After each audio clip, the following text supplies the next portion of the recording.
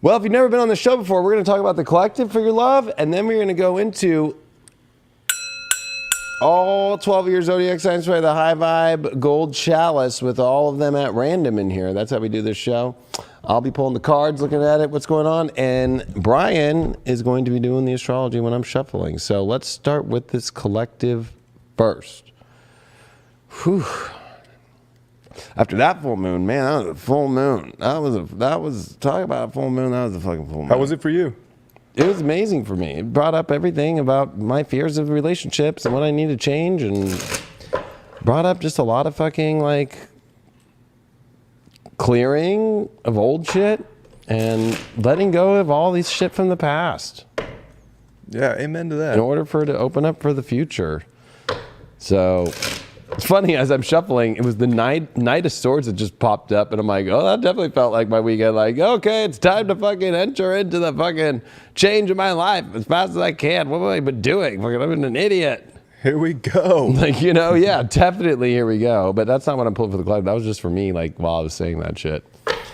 I'm definitely, like, ready. Like, I've, like, cleared a lot of my old past out and just cleared shit out and just, like, am I really going to just keep being alone? Like, you know?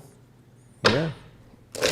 So, but yeah, like I think it was a vulnerable full moon because that Pluto square brings you to all the shit that you know, but you kind of,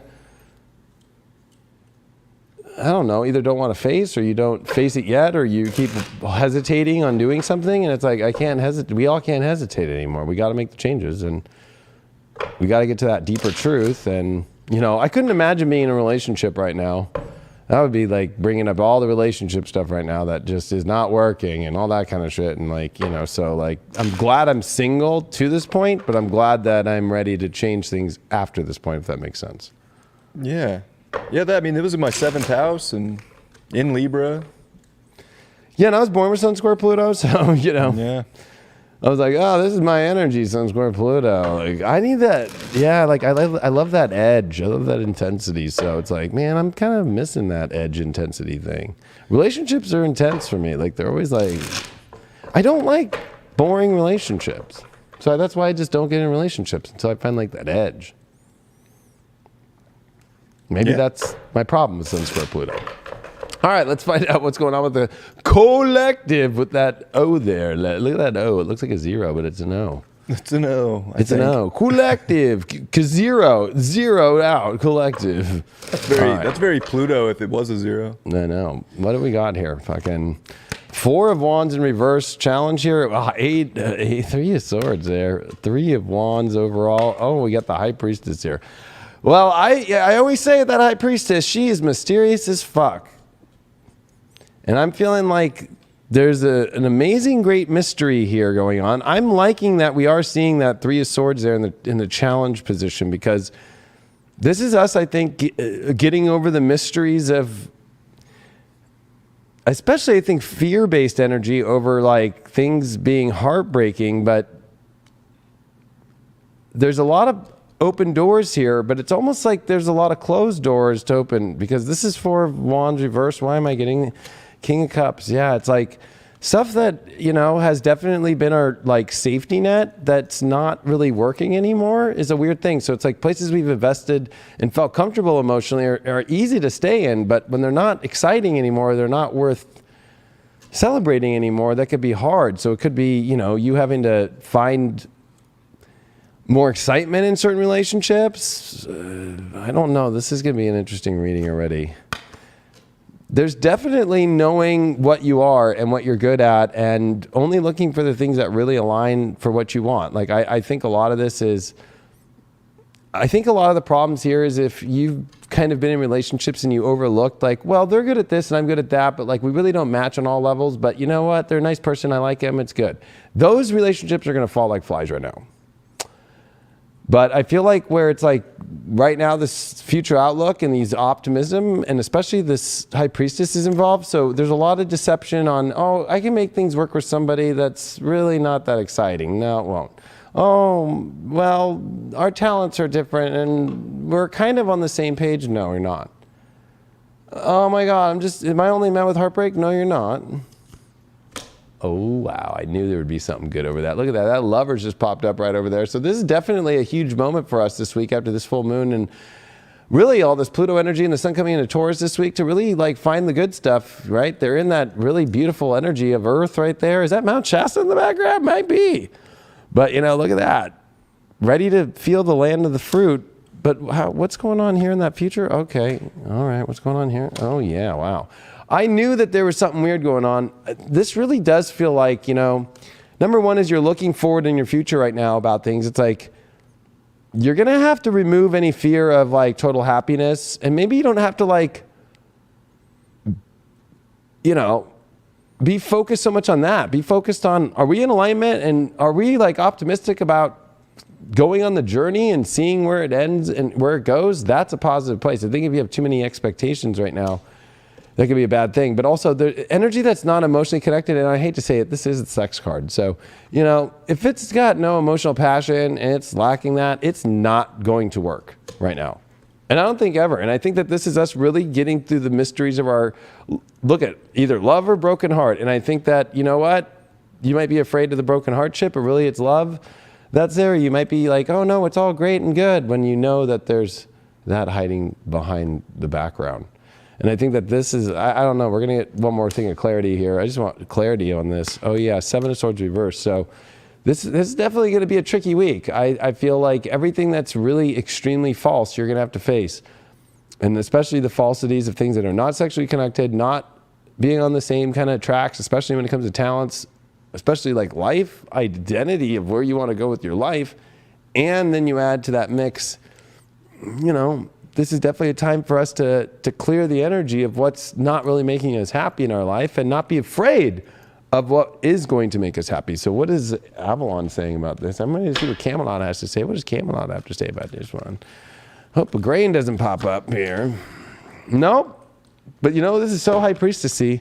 The lady of the lady of Shalif, she's out there and she's like the Hermit card, she's got the light guiding her. She's pulled up to shore. There's Camelot, but she's asleep and she's got her little love poem there.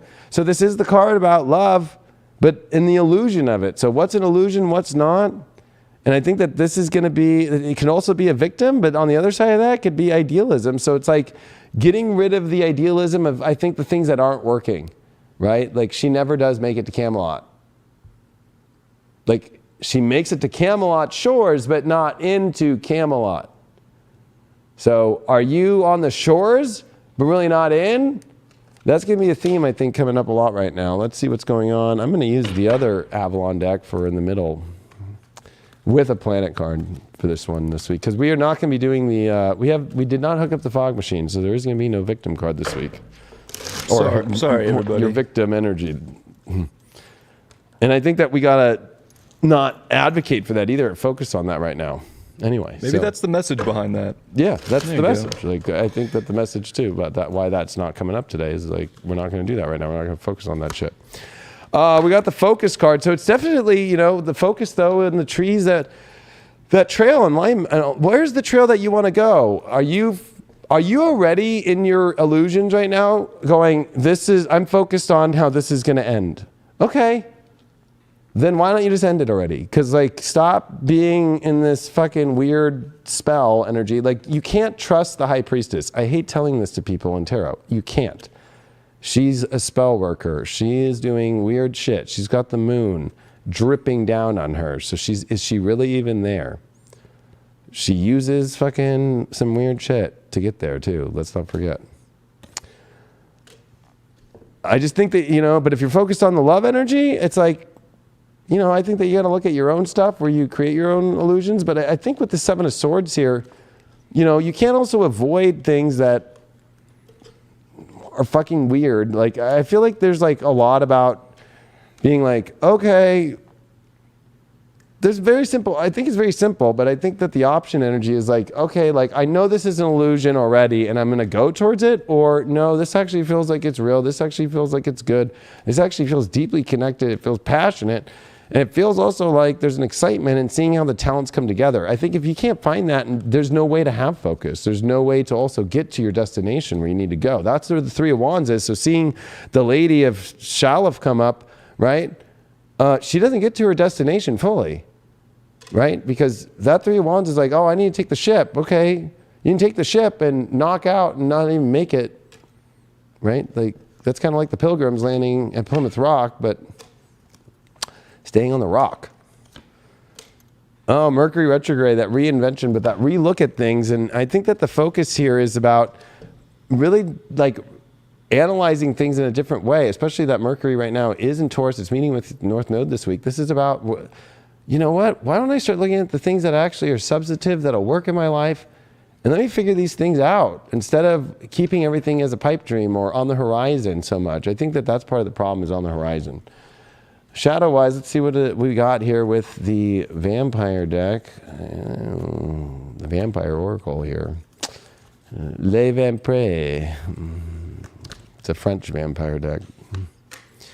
Natural, that's the shadow. You know, it's almost like we're running away from the things that feel just organic, natural, and organic, and we can't do that. We gotta be like, you know what? It should feel natural to be in love. It should not feel like, well, I gotta do all this hard work. I know that people think that those go hand in hand, but they really don't. Like, this is a different world now, and it's where it's just natural, it just flows, it's instantaneous, or it's not. I feel like there's gonna be a lot of energy that's just gonna, bye, not gonna work out, and then a lot of energy out of nowhere that's gonna be like, wow, this is gonna work out. And I think that's gonna be the natural course of things, and you can't be freaked out about that. What do we got with Ganesh here? Oh my gosh, Ganesh popped a couple cards, but the one that came through was Enlightenment. So it is having the enlightenment, having this aha moment. I'm feeling this big moment for us all really coming into things. I'm also using a new deck that's just coming out. Like, I just actually got it this weekend. It's called the Sacral Chakra Oracle. You can find them. They're the Zen goddesses with the X right there. And this is a really cool deck. Make sure that you follow them, and they have podcasts out and everything. But this is a really cool deck. So I'm going to add that on top of Ganesh here. And Sacral chakra. You know, I like going in that sex. What's going on with our sex life? So I'm going to ask that. But also combine that here with what's going on with Ganesh. What is the enlightenment we're having? And where is the sacral energies that you need to pay attention to right now that are going on? And what do we get here? Oh, we got the movement card, move energy, and that tiger there. I think that this is definitely, you know, that energy. There is a, you know, the movement, but also that prowl energy, like kind of on the prowl. And there is that energy of the enlightenment of like where to put that energy. You see the serpent that's coming across there at the top. This is definitely a movement energy, and learning to allow our movement to go where it needs to go. Move away from the things that are not connecting with us and move towards the things that we are really feeling magnetized to right now, and not to be afraid of that. This is about definitely getting over massive amounts of fears of heartbreak, whether it's things moving out and things that are moving truly in right now. So quite interesting to see that that's where things are. And for majors, to finish this off, what's going on with the majors here? I'm just going to pull a major on top of this. We